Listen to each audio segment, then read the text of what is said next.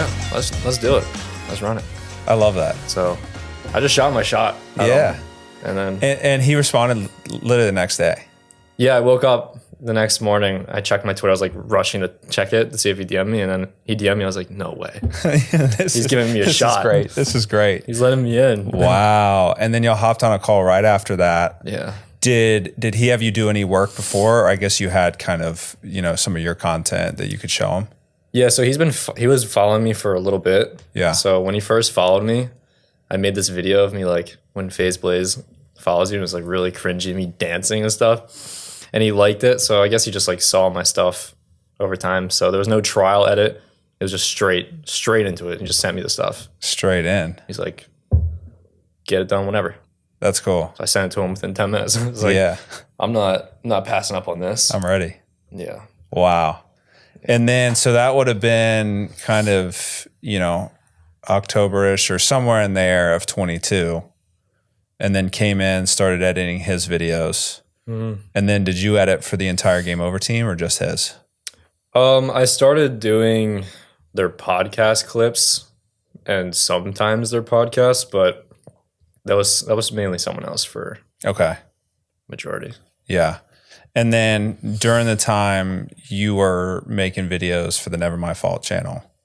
Yeah. And then when did that kind of take a turn for the better? So walk me through that. In November, I was kind of struggling because I kept bouncing back from different content niches. And I was like, I had this long talk with myself and I was like, what do I enjoy watching? What do I enjoy making? It's not these videos I'm making right now. So it's like, okay, if it's going to happen, I might as well make it happen the way that I want it to happen. So then I stopped caring, started completely making skits, and then I went off to this gaming convention. 2 weeks have passed, and then the gaming convention happened. My video wasn't doing well at all. I was like, damn. All right. So I just kept making them. And then the day, like 2 days into the gaming convention, I check it. The TikTok blew up. The YouTube short blew up. And then the 3 other ones I made, they all just started snowballing. Like they all just started blowing up. I was like, this is my moment. I need to grab it. I need to run right now. So wow. And so that was November 22. Yeah. And so so they blew up across platforms too. It wasn't just, it was YouTube, TikTok, everything. Yeah, it was YouTube and TikTok. And so you came home from that game conference, and what was the mindset? Walk me through the mindset. Because I was still living with my parents, as soon as I walked in the door, I just bolted upstairs and I was like, it's time. Yeah. So I wrote out so many ideas. I was cranking videos every day. And I guess I was just like in the algorithm because within 10 minutes, my short was getting 200,000 views. I was like, dude, I'm working on the next one. Yeah. And I just kept going and going and going. Wow. I was riding that wave as long as I could. Yeah. And so at that time, I mean, you were what, 15,000 subscribers, 10,000 subscribers?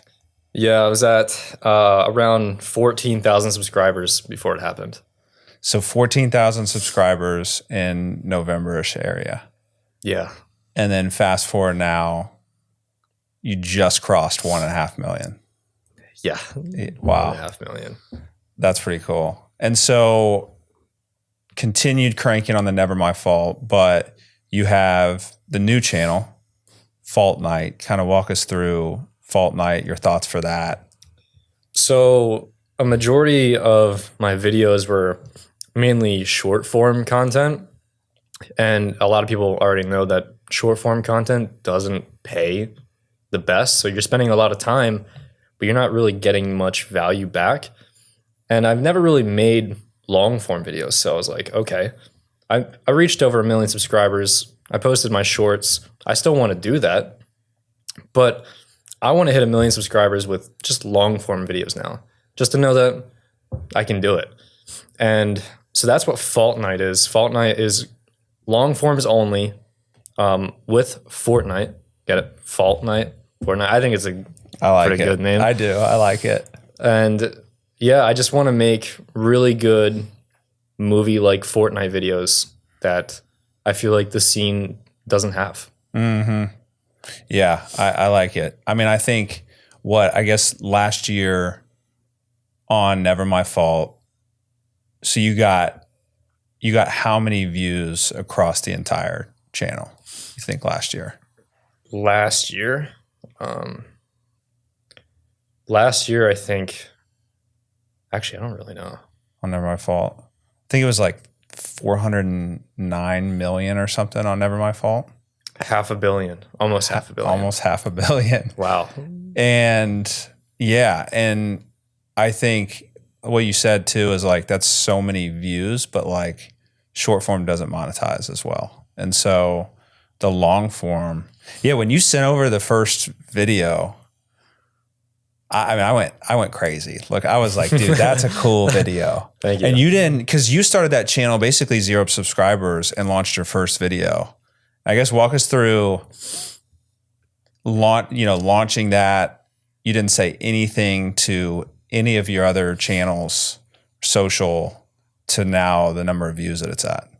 Yeah, so my process was I didn't want to just, because I was uploading long forms on my main channel and they weren't doing the best because I have short form viewers mainly, so they wouldn't watch it as long as a normal person would, I guess. Yeah. So I just wanted a clean slate, didn't want to promote my video at all, and just let it cook, right? So I posted it with 0 subscribers, 1 view because it was me, and then 3 days passed. It was like 20 views. I don't know if it was actually 20 views or if they're like real people, bots. And then the next day, saw a little spike of like 100 people. 100 people saw it. It's like, okay, we're in there. We're in the algorithm. Just going to let it sizzle a little bit. And then every day it just kept going higher and higher and higher. I was like, yeah, this was the right choice for me. Yeah. And how many views does that first video on the channel have now? It is almost at 500K. Wow. 500,000 views. That's insane. And I think for a while, you were making like $10 per 1,000 views on that. Yeah, since it was right around Christmas time, I think that video was right before December, and December's revenues are like amped up. Yeah. That was around $10 per. So wow. That was definitely different than the shorts. Yeah. Yeah, no kidding. And so I think, after looking at that channel, would you say that you're going to go all in on Fault Night while still kind of having your short form with Never My Fault? Yeah, I definitely want to go all in on Fault Night, building that long form. I don't even know if I'm going to touch a short on that channel because I don't want that to be influenced in any way. I'm going to go all in on that channel. Yeah. Yeah. Yeah. I like that. The long form, I feel like, is just so much more sustainable. Yeah. I really want to build the long form on the Never My Fault channel. I feel like there's potential. Yeah. There has to be. And do you think that you would do long form on the skit side and keep it broad? Or do you think, because Fault Night is all Fortnite videos. Do you imagine that staying kind of all Fortnite? And then I think too, on the Never My Fault, where do you kind of see that going as well? So Fault Night is going to be Fortnite only. I think that would be really good for the channel. And I was thinking, instead of like gaming videos on Never My Fault, I want to keep it around skits because that's what they all subscribe for. So I was thinking something like Comedy Central kind of way with Key and Peele, skits like that. I think that could be really cool. Yeah. I like that. They're funny. Key and Peele. They're really funny.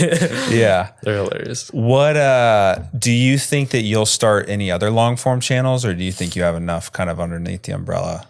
I think those two are probably enough for me right now, at least for this year. Yeah. I just want to focus on just a couple of things. Yeah. I think that's smart. Yeah. Especially, because across Fault Night, you have 1 million+ views, or almost 1 million. Yeah, it's really close. The first video is at 500K, and then my third video is at, I think it's a 400K. Yeah. So we're really close to 1 million views already. Wow. That's serious.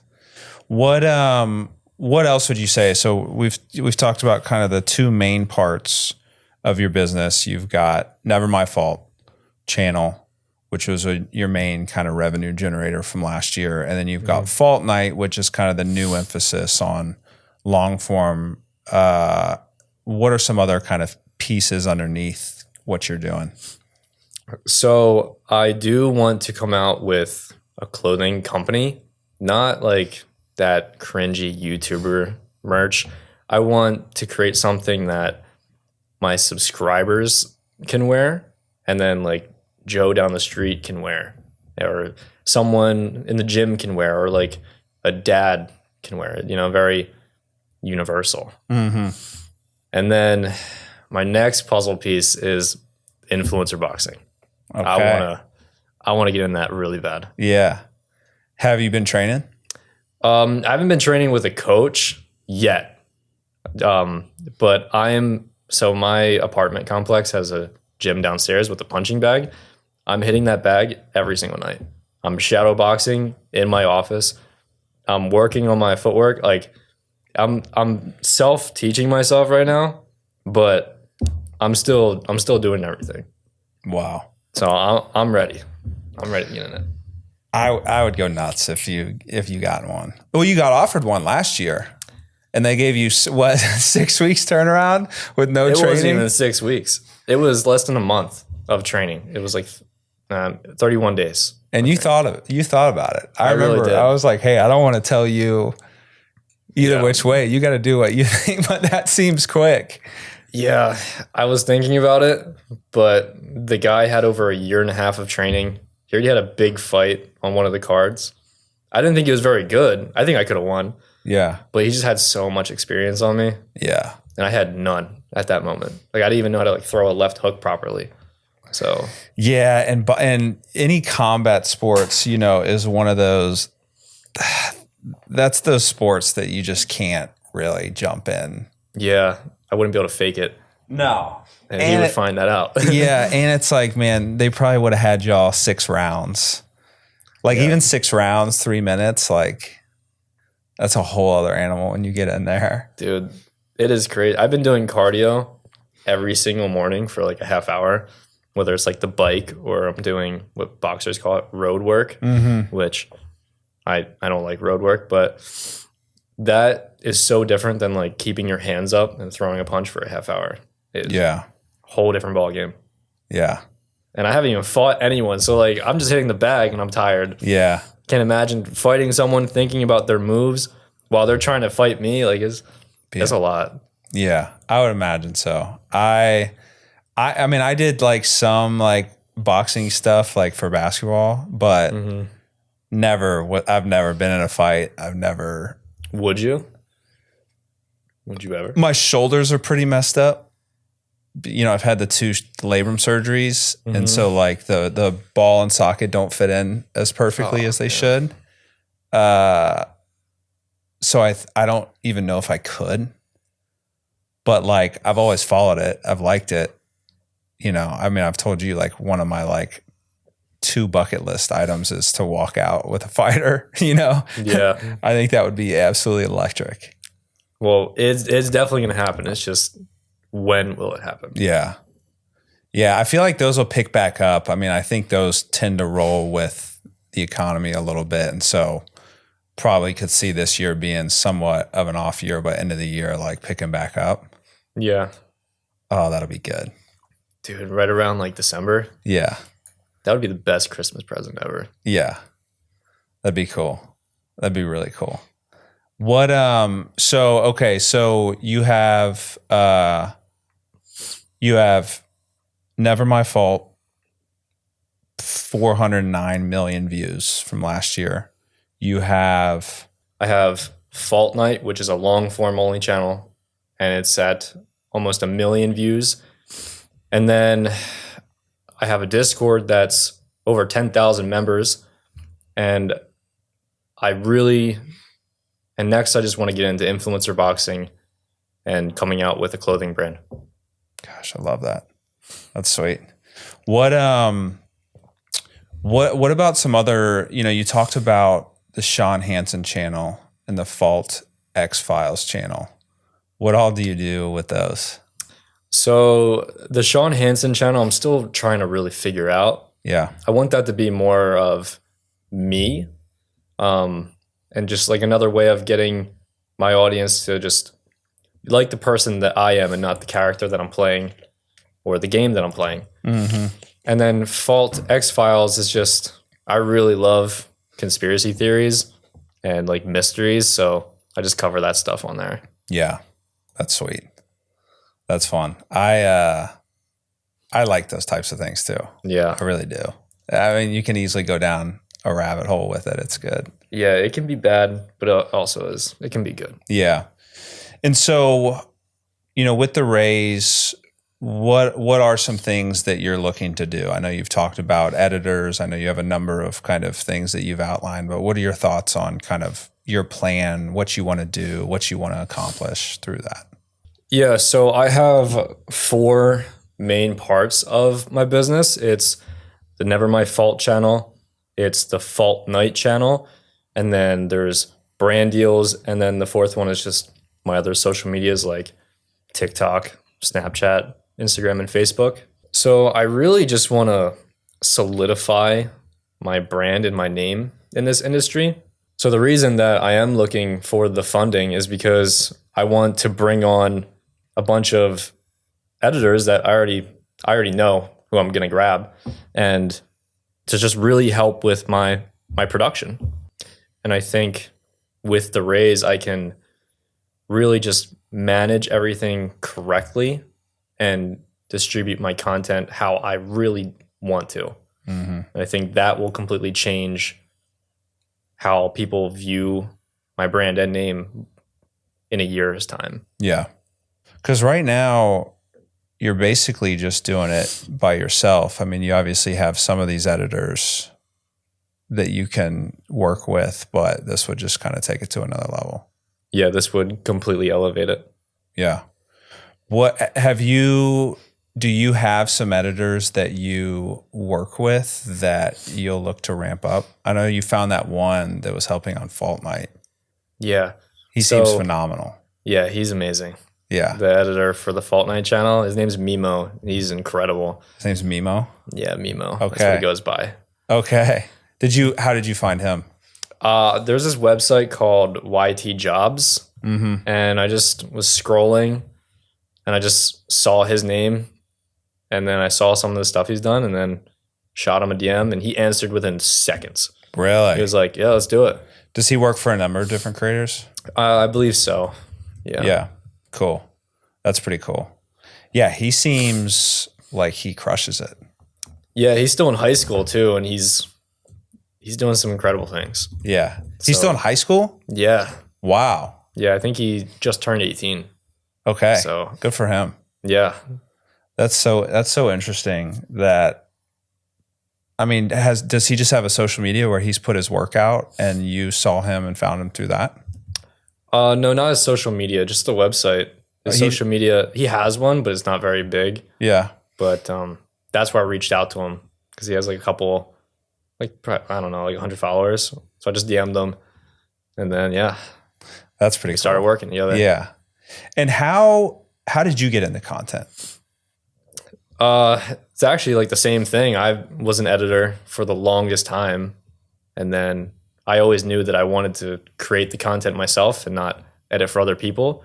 So while I was editing for years and years, I kept pursuing it on the side. And then at one point, just like it just became 50-50. And then as I kept doing it, my stuff was becoming more important because of the demand or whatever. Mm-hmm. And then, yeah. Wow. That's just how.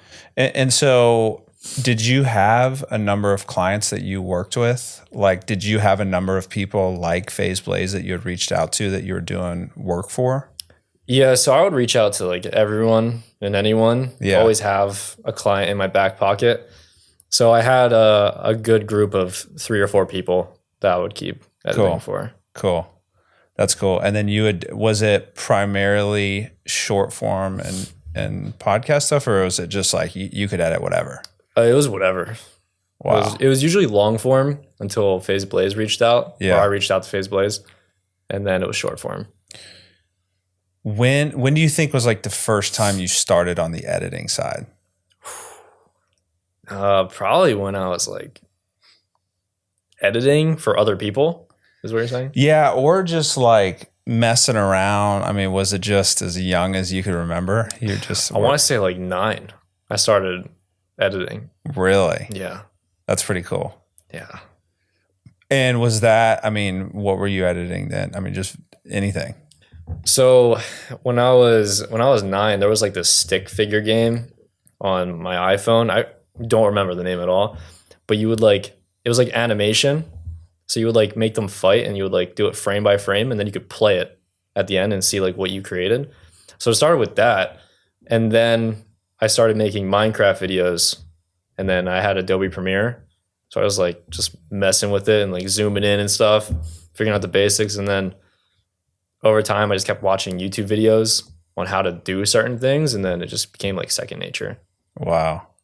When do you think it turned from kind of just messing around with certain tools and Adobe Premiere to, I want to do this full time? Yeah. So I saw a YouTube video about landing your first client, and I was like 13. So I was like, oh, okay. I'm just going to DM people. So I DM'd so many people. No one answered, but this one person answered. It's like, yeah, I'll pay you $20 a video. I was like, oh my God, $20? Okay. So then I started editing stuff, and then at the end of the month, he paid me. It's like, oh my God, this is real? I can do this? This is like, I don't have to go somewhere. I can just sit here in the house and edit. Yeah. And get money for it. So how old are you when you were doing that? around 13, 14.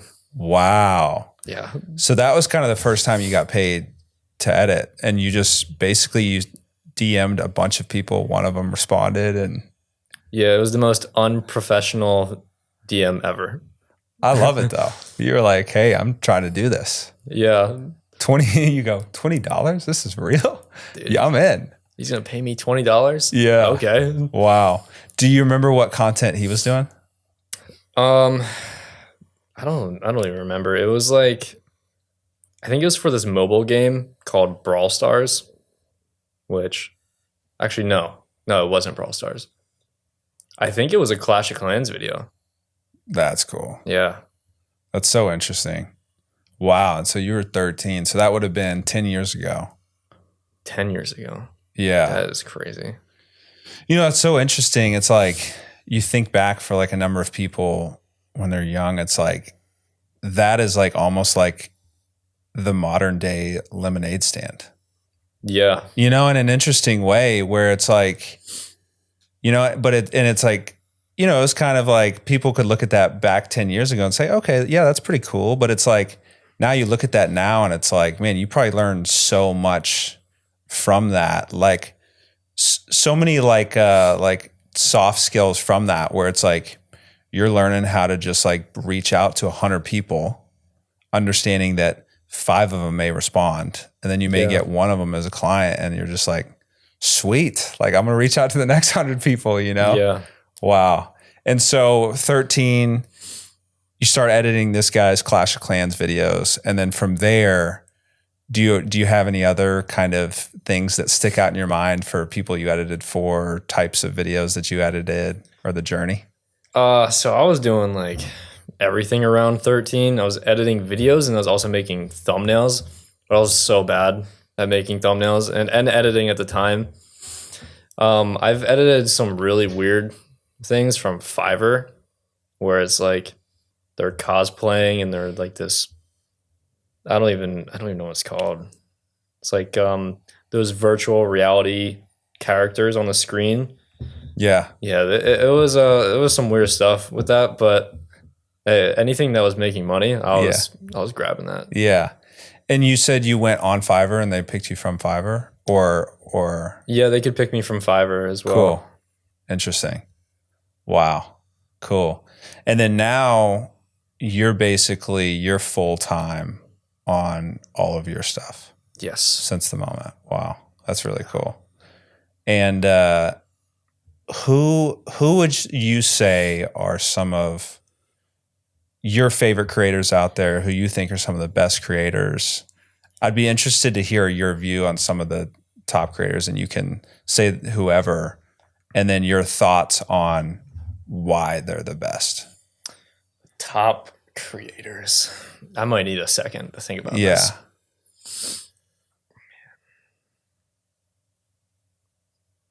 Top creators. I don't want to say Mr. Beast because everyone says Mr. Beast. Yeah. He does, like, I do see your content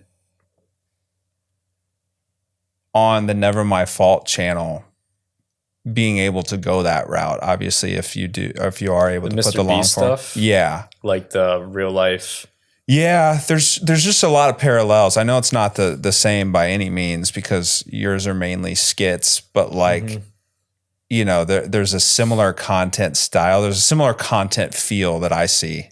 And maybe that's an ignorant view on things. Obviously he goes to more like, I stayed in $1 hotel room versus a $1 billion hotel room, something crazy. But I do see parallels in content styles. Yeah, I think some of the best content creators out right now have to be Jinxie, who is a big time streamer. I mean, he's just like taking over, and he's authentic. He's funny. He's not like faking it. I can't say Neon, if you know who Neon is. I absolutely despise that guy. Yeah. I think for me, and this is going to be, I don't think people will agree. I think Logan Paul is just a great example. He is a creator, whether it's YouTube videos, like he's in the WWE. Yeah. Like he's frog splashing on people. Yeah. That I used to watch as a kid. Like that's crazy. This dude said frog splashing. Yeah, he is. I love it. He's revolutionary. Yeah. Whether you like him or not. I love him. I like him too. Yeah. I mean, I think he's the definition of someone who used his, it's like, I mean, he's kind of gone. It's like, what is the definition of a creator? Like he built a following. He built a very loyal following. Mm-hmm. And then he basically slowly introduced very high monetizing themes or items into his content. And he's done it arguably the best out of anyone. Yeah. I mean, what? Prime in their second year, they just did 1.2 billion in revenue. It's only going up. And he owns 20 to 25% of that company. So you could assume that his value in that is over $1 billion. Yeah. And then you have WWE, it's 10 plus a year probably. Mm-hmm. You have boxing, who knows where that is, 10 plus a year. His content, he doesn't do as much anymore, but he has his podcast. Yeah, the Impulsive. The Impulsive. And then probably some merch through Maverick. And that's and then investments, those have been all over the place, but all you need is one Prime. Yeah, I mean, yeah, he's definitely broken out of the whole creator can only be on YouTube or only can stream. Yeah. He's a different level of creator. Yeah. He really is. Yeah, that's an interesting thing that we're like looking at or seeing on our company side is it's like with everyone being on social media now, like all power is flowing towards those individuals that can tell that story, that have large audiences. Yeah. And it's like the ease by which to start a company is like exponentially easier now than it was 5 years ago. And so now it's like you have these companies where competitors can be spun up in days, weeks, months, like very, on basically all of consumer. And then if you pair it with someone who has the public trust that has a massive audience and influence, you have immediate distribution, and that's literally what they did with Logan Paul. It's like 10 years ago, like, I don't think a company could go that quickly to 1.2 billion in revenue over a year and a half. You know? Unless they had something revolutionary. Yeah. There's no way. Yeah. And now they start up a Gatorade competitor, and within 2 years, they go to 1.2 billion in revenue. Yeah. And I just think that creator-based products are definitely the wave. Even if they're not as big as Mr. Beast and Feastables or the Prime. Like you have David Dobrik, who has his own pizza shop in, I think it's California. But I'm pretty sure he's done perfume or cologne in the past. Don't quote me on that. But and then you have like this other YouTuber, his name's Zeus. He's like he's mainly known for his reactions. He has like a wing chain that's going on. A wing, like chicken wing, like yeah, chicken wing. Cool. Okay. He got his own chain. So I think that's the move. That's going to be the move in the next 5 years. Yeah. Yeah, I would agree. I think when you have a company that can stand on its own, that is a good company, and then you pair it with people like that, I mean, it just spring shots them. And I think like a lot of big companies are starting to notice this. That's why Progressive has that same woman every single time in every commercial. It's the same crew now, like their characters in the commercials. Same with Jake from State Farm. Mm-hmm. Like he has his own social media where he's just Jake from State Farm doing stuff. Yeah. Like they're starting to catch on. Yeah. That you need someone for the brand. You need a face for it. Yeah. It's like the power of the individual. It's like kind of what we were talking about in the car, where it's like people don't really want to hear stuff from the government or from companies. They want to hear it from individuals that tell them which parts of what the government and what companies are saying is truthful or not, you know, or what companies to buy from. And now for so long, those individuals have gotten paid a fee from the companies to market them. Now they're just saying, well, why don't I just start my own and take a shot at this? Exactly. So